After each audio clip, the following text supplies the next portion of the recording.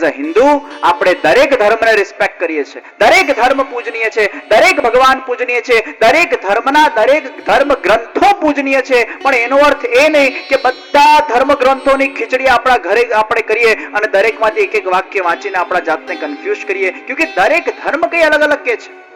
એટલો ટાઈમ છે 24 કલાક તમારા પાસે કે ધર્મ માટે ડેડિકેટ કરો અને બધા ધર્મોને સ્ટડી કરો. શરીર માટે એક સ્કૂલ હોય, એક લાઈન હોય, એક ડિગ્રી હોય, એમ આત્માની સ્કૂલનું નામ છે ધર્મ. હિન્દુ ધર્મ એક સ્કૂલ છે, ક્રિશ્ચિયાનિટી સ્કૂલ છે, મુસ્લિમ ધર્મ એક સ્કૂલ છે. આ બધામાંથી એક સ્કૂલને આપણે સિલેક્ટ કરીએ છીએ, હિન્દુ ધર્મની સ્કૂલ. હિન્દુ ધર્મ રૂપી સ્કૂલના અંદર પણ 10મા ધોરણ પછી બહુ બધી લાઈનો છે.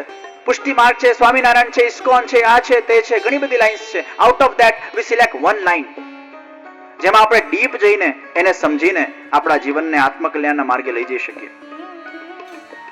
પુષ્ટિ માર્ગની લાઈનની જે એન્ટ્રન્સ ટેસ્ટ છે, દરેક લાઈનમાં એન્ટ્રન્સ ટેસ્ટ હોય ને, પુષ્ટિ માર્ગ રૂપી લાઈનની જે એન્ટ્રન્સ ટેસ્ટ છે એનું નામ છે બ્રહ્મ સંબંધ.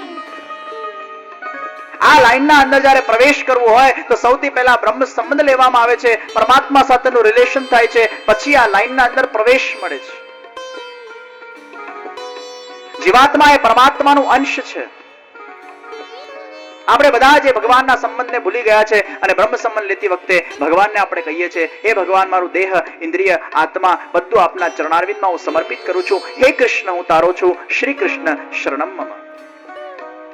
અહંકારનું પરમાત્માના ચરણોના અંદર સમર્પણ બ્રહ્મ સંબંધ. શરણાગતિનો આ માર્ગ છે. શરણાગતિ એકમાં જ થાય, અનેકમાં ન થાય. પ્રેમ એકથી થાય, અનેકમાં ન થાય. એક કા આશ્રય. ઇતિહાસ એનો સાક્ષી છે કે ભક્તિ એકમાં થાય છે તો સિદ્ધ બને છે. ઇતિહાસ उसका સાક્ષી है. હનુમાનજીની ભક્તિ કેમ મહાન કે હનુમાનજીએ પોતાના છાતી ફાડીને સીતારામના દર્શન કરાવ્યા. હનુમાનજીએ વિશ્વને બતાડ્યું કે ભક્તિ કરો તો એક કી કરો. મેરે તો गिरधर गोपाल दूसरो न कोई. मीराए કીધું ભક્તિ કરો તો એક કી કરો. तुलसी मस्तक तब झुके जब धनुष बांध लियो हाथ. भक्ति करो एक કી કરો. એમાં ગભરાઈ ગયા. તુલસીદાસજી પર કૃષ્ણ ભગવાન નારાજ થયા. હે તુલસીદાસ, તું મારું અપમાન કરે છે. તુલસીદાસ કહે છે, મને બાંસુરીમાં રસ નથી, મને તો ધનુષમાં રસ છે. તમે મારા સાથે બાંસુરી વગાડશો, મને કોઈ રસ નથી. આપ ધનુષ લઈને આવશો તો મને રસ છે ને. અને કૃષ્ણ એમને ધનુષમાં દર્શન આપે છે તો એની અનન્યતાને વશ થઈને કૃષ્ણ પણ તુલસીદાસ સામે વશીભૂત થઈ ગયા છે. સર્વધર્માન પરિત્યજ્ય મામેકમ શરણમ વ્રજ. અહમ ત્વામ સર્વ પાપેભ્યો મોક્ષયસ્યામિ મા શુચ. એકની આશ્રય, એકની શરણાગતિ. આદર સબકો દો, પ્રેમ એકકો કરો. બ્રહ્મ સંબંધ એટલે ભગવાનના દાસ બનવું. આ જગત છે ને એ ભગવાનનું ઘર છે. ભગવાનના ઘરના અંદર યા તો મહેમાન બનીને રહેવાય યા તો દાસ બનીને રહેવાય. ભગવાનના મહેમાન બનીને રહેવું એટલે જ્ઞાન માર્ગ અને ભગવાનના દાસ બનીને રહેવું એટલે ભક્તિ માર્ગ. તમે કોઈના ઘરે જાઓ યા તો મહેમાન બનીને જાઓ યા દાસ બનીને જાઓ ને. મહેમાન બનીને જશો તો પણ તમારે ઘરના અંદર બધું ચલાવવું પડશે અને દાસ બનીને જશો તો પણ ચલાવવાનું છે. એક્સેપ્ટન્સ તો બંને જગ્યાએ છે. ભાઈ, મને તો મહેમાન બનવાનો બહુ સારો અનુભવ છે વિશ્વભરમાં.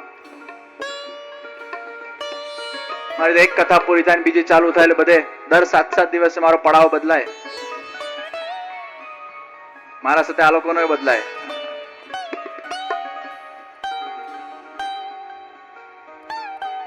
દરેક જગ્યાએ એટલી સરસ વ્યવસ્થા હોય, એટલા પ્રેમથી બધા સાચવતા હોય. મને મહેમાન બનવાનો બહુ સારો અનુભવ છે.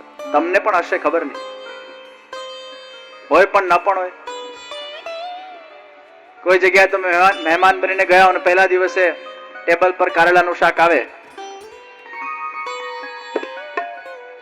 અને તમને કારેલા ભાવતા જ ના હોય અને તમે ખાઓ. પાછા જેના ઘરે ગયા હોય તમને પૂછે, કારેલા કેવા લાગ્યા? તમે કહો બહુ સારા. કારેલા હેલ્થ માટે કેટલા સારા. તમારી પત્ની તમને કહે કે ભાઈ ઘરે તો કોઈ દિવસ કારેલાનું નામ પણ લેતા નથી. શું મારા હાથના કારેલા સારા નથી બનતા? મારામાં કોઈ ખામી છે, દોષ છે? અરે ડોબી, ચૂપ રે. કારેલા મને જરાય ભાવતા નથી, પણ આ તો જેના ઘરે આવ્યા છે એને સારું લગાડવું પડે ને. અરે 7 દિવસ માટે કોઈના ઘરે આવ્યા છે, અરે ચલાવી લેને. 7 दिन के लिए किसी के घर में गए हैं, अरे चला लो. આ જગત પણ ભગવાનનું ઘર છે અને આ ભગવાનના ઘરમાં 80 વર્ષ માટે આવ્યા છો, લા ચલાવી લો ને. જે સ્થિતિમાં ભગવાન રાખે 80 साल के लिए भगवान के मेहमान बन के आएंगे तो भी चलाना है, तो भी स्वीकार करना है. અને ભગવાન કે દાસ બન કે आओगे तो भी स्वीकार करना है. મહેમાન બનશું તો પણ ચલાવવાનું છે, દાસ બનશું તો પણ ચલાવવાનું છે. આ બંને કન્ડિશન્સમાં સિચ્યુએશનને તો સ્વીકારવાની જ છે. જ્ઞાન માર્ગ એ ભગવાનના મહેમાન બનવું, ભક્તિ માર્ગ ભગવાનના દાસ બનવું. પરમાત્મા જો સ્થિતિ में रखे उसको चलाओ. આ જીવન કાઢવાનું છે ને. આ જ ફરક છે દાસમાં.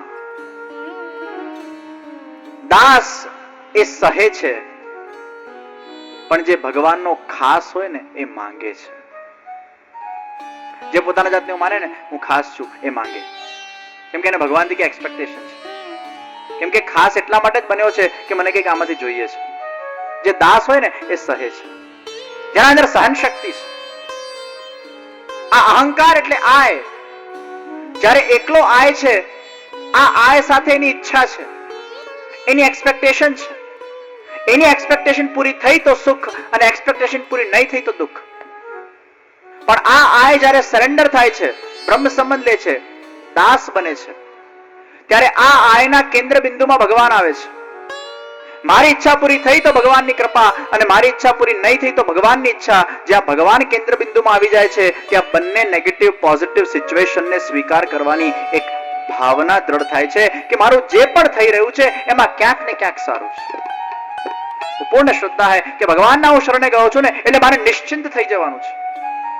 શરણાગતિમાં નિશ્ચિંતતા આવી જોઈએ. ચિંતા આવી એ શરણાગતિ નથી, પણ શરણાગતિ કર્યા પછી ભગવાનનું ચિંતન કરવું એ શરણાગતિ છે. શરણાગતિ કર્યા પછી ચિંતા કરવી એ શરણાગતિ નથી. પ્રેમ કર્યા પછી ડાઉટ કરવો એ પ્રેમ નથી. પ્રેમમાં ડૂબી જવું એ પ્રેમ છે. શરણે જઈને પરમાત્માના થઈ જવું એ પ્રેમ છે. પૂર્ણ શ્રદ્ધા. એકવાર એક દરિયામાં નવા પતિ પત્ની પરણીને ગયા હતા, અને જહાજના અંદર બીજા ઘણા બધા લોકો હતા.